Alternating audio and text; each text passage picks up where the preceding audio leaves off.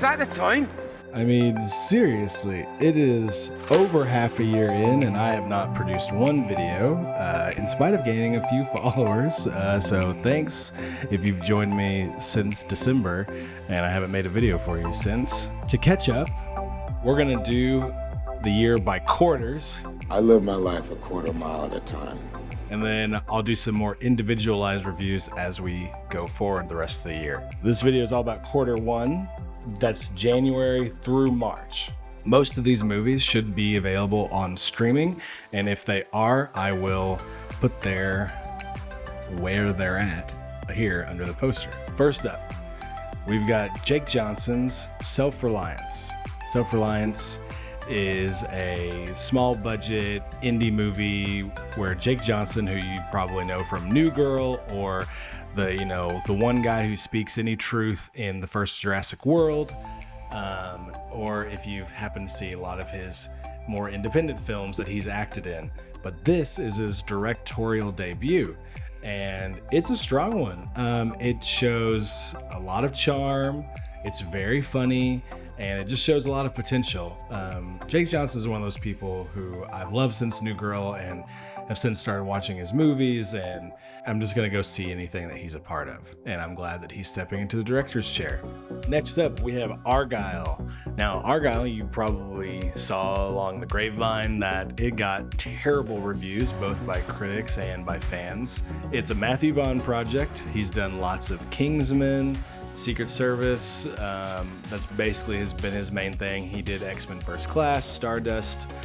He's had some good hits, but ever since his banger of Kingsman Secret Service, each Kingsman movie has been increasingly worse. And spoiler alert, this Argylle movie is somehow going to be loosely connected into the Kingsman universe, which is surprising. I really enjoyed it. Now, part of that enjoyment is probably because about the time they got to London in this movie, Sam Rockwell and Bryce Dallas Howard, Amanda leaned over to me and she said, "This is definitely you and me in an alternate timeline." And that probably gave this movie a whole half star, if not a full star, just for my own personal connection and enjoyment with it. Because that Sam Rockwell is definitely me if I was a spy in this scenario, and Bryce Dallas Howard is definitely Amanda for most of this movie. And so it was just funny. It was a funny movie. It was an enjoyable movie. It looked like everyone was having a good time. It seemed like Matthew Vaughn was having a good time, and it just wasn't as tonally disconnected as the last Kingsman prequel was. I mean, if you can't enjoy this movie just purely off of Sam Rockwell, I don't know who you are. I definitely blocked people on Letterboxd who said Sam Rockwell couldn't even save this movie, because that just shows me they're not really Sam Rockwell fans. Orion and the Dark. It's a Netflix movie. It's animated, just went straight to Netflix. It's written by Charlie Kaufman. Charlie Kaufman is not what I would consider to be a animated kid genre writer. Typically, he's very, I don't know if dark is the right word, but it could be like in this movie and the dark. He's typically more of a dark writer. He's got like picking apart the mundane things of humanity and making it to the point of like realizing their frustrations and the bleakness. So a kid's movie by DreamWorks, who produced Shrek and Kung Fu Panda and How to Train Your Dragon. I was like, I don't know if he's does he know the demographic he's writing this for? And it worked really well. I think it's a great, like, middle of the road animated movie.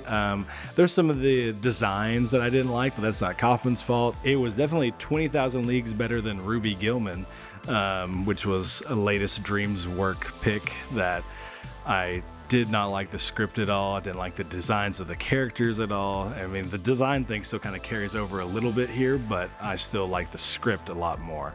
It was a good big brain concept. It's interesting it's a kid dealing with his fear of the dark, which is something most people can relate to. It's a kid dealing with his anxiety and walking through life. It's got some time jumps in it, but overall I think it's easy to follow. I think it's fun, it's quirky, and I think it's worth watching. I think it's probably flown under most people's radar. So check it out before it leaves Netflix. Empire Strikes Back, The Two Towers, Spider-Man Across the Spider-Verse, Dune Part 2. I mean, these are some of the greatest sequels of all time. Just Dune, my main complaint with Dune Part 1, I wasn't emotionally connected with any of the characters. I enjoyed watching the characters, but I did not really care if they lived or died, and that's pretty rare for me not to pick somebody I really like. So Dune Part 2 solves that for me. They got more introspective for a lot of the characters. I understood a lot of their motivations more, and a lot of people started finding their footing with with what is going on in the story. So it had all the grandeur and the action of the first movie while giving me more inside each character's general arc. Big fan of Dune. If you're not seeing this movie in theaters, I don't know what is wrong with you, but it should be on HBO Max now. So check it out. If you haven't already, shame on you for not going to see it in the theaters. And now it's going to be a long break. You've got time to watch it because it's going to be a long break before Dune Part 3. Also note that Javier Bardem is one of God's great gifts to acting. I love him so much in this movie. Like, he's there for comic relief, and yet the tension and the intimidation and the reality is still there. Like, he's just balancing on a tightrope, and it's so good. Roadhouse. Yes. I watched the original Roadhouse with old Patrick Swayze before I watched this movie. It wasn't my first time to watch Roadhouse, but it was my first time to watch it in a long time. And I forgot how basically every movie in the 80s contained wildly excessive nudity. So I don't want to hear any more of that from parents with the whole, these movies today are such trash. The TVs are trash because they're just showing all this stuff. No, they showed it in the 80s too.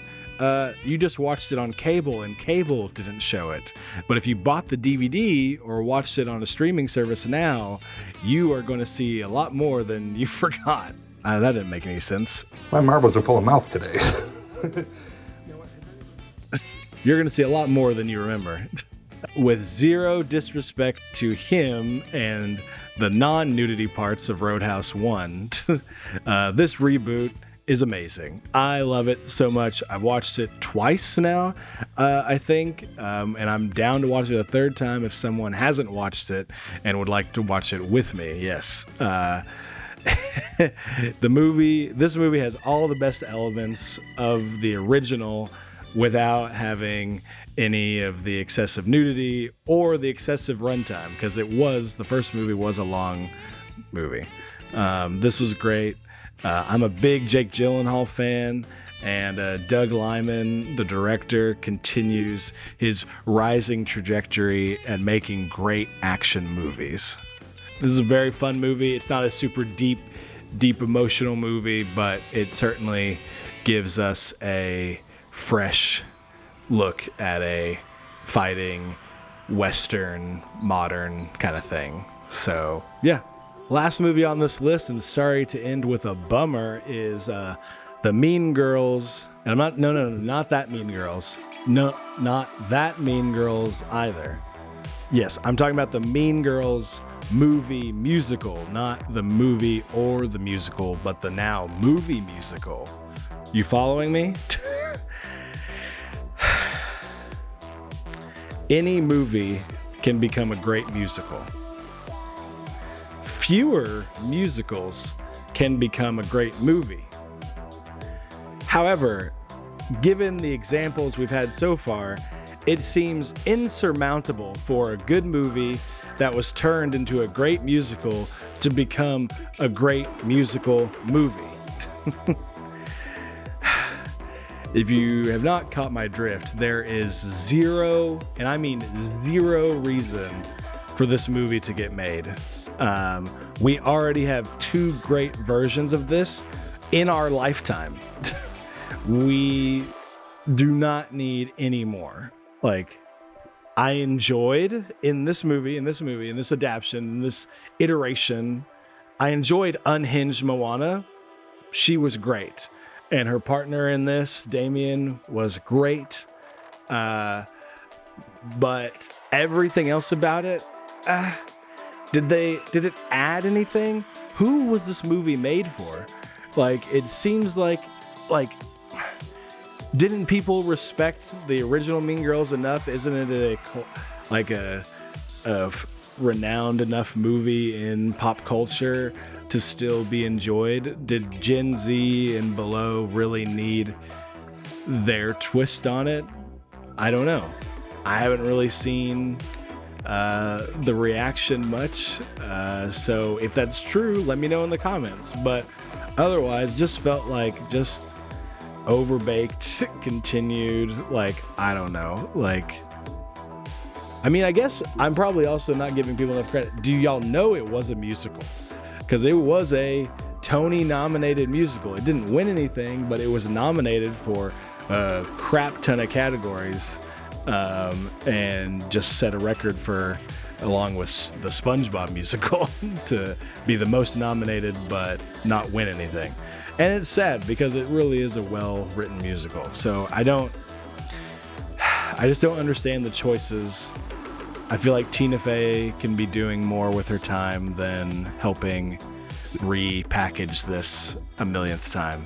With all that said, can't wait for Tina Fey to repackage this for Only Murders in the Building. Do an episode of that. Just Mean Girls, bring everybody back from the original movie, from the stage, and from, and from the movie, the second movie. And yeah, be a great episode of TV, Murder, music, what more do you want? You've seen a glimpse at movies that are in my top 10 and movies that are in the bottom, the rock bottom, and movies in the middle. You'll find out at the end of the year where they actually landed. But this has been a good time. I hope you have watched these movies. I hope there's a movie that maybe you haven't watched that you're going to watch now. And stay tuned next week for when I do the quarter 2 of the year, which is April through June. And so, yeah, looking forward to keeping more consistency. Thanks for your patience. I'll see you at the movies.